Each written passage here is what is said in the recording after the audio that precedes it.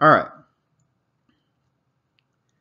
Let's shift from adjusting entries into talking about the trial balance, and then we'll talk about the adjusted trial balance.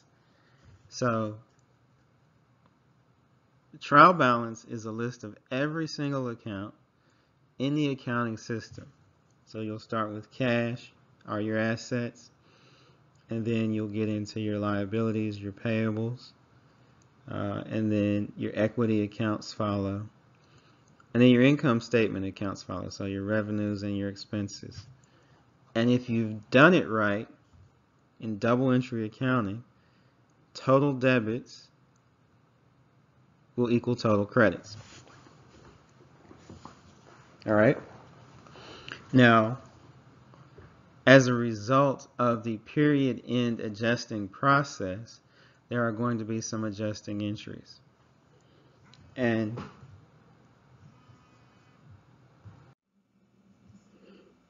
okay, so when we look in this center column, we can see the adjustments that were made, and they're referenced by the letter. So obviously this A goes with that A. So we see a debit, because this column is debits, to insurance expense, and a credit to prepaid insurance. All right. And so you can match them up and see the adjusting journal entries that were made. And at the end, or afterwards, when we update the totals across, we get what we call the adjusted trial balance. Make sure that the debits still equal the credits. And that typically is the document that you would prepare your financial statements from, the adjusted trial balance.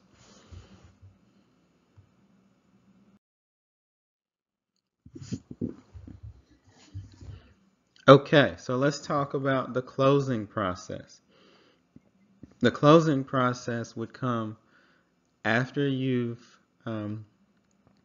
made all of your adjustments, kind of at the end of a period, and then you're going to close out what we call the temporary accounts, all right, which would include revenue, expenses, dividends.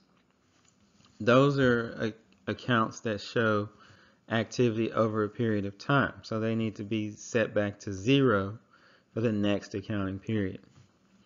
All right, and we use an account called income summary to do that. So it's a 4-step process to doing that.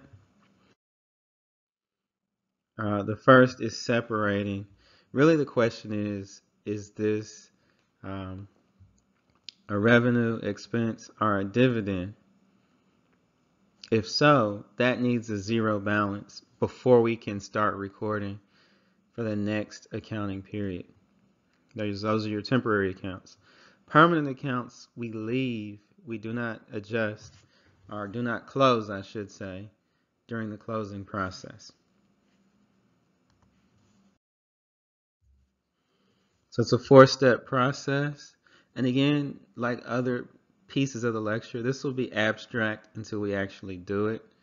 But the 4-step process is revenue accounts are going to have a normal credit balance. All right. So you debit the revenue accounts in an amount equal to the credit balance, and the credit goes to income summary. All right. This makes more sense when we do it, so I'll be sure to demonstrate this. Expenses are going to have a debit balance, so to close those out, we'll have to credit the expense accounts in an amount equal to their debit balances, and then of course the debit goes to income summary. Now at that point, you'll have a balance in the income summary account equal to net income. All right, that is closed to retained earnings, and then we would also close the dividends account to retained earnings. Now, each of these first three happens every closing process. The fourth is only necessary if the company paid dividends. Not all companies pay dividends, and some don't pay dividends every period. So this fourth is if needed.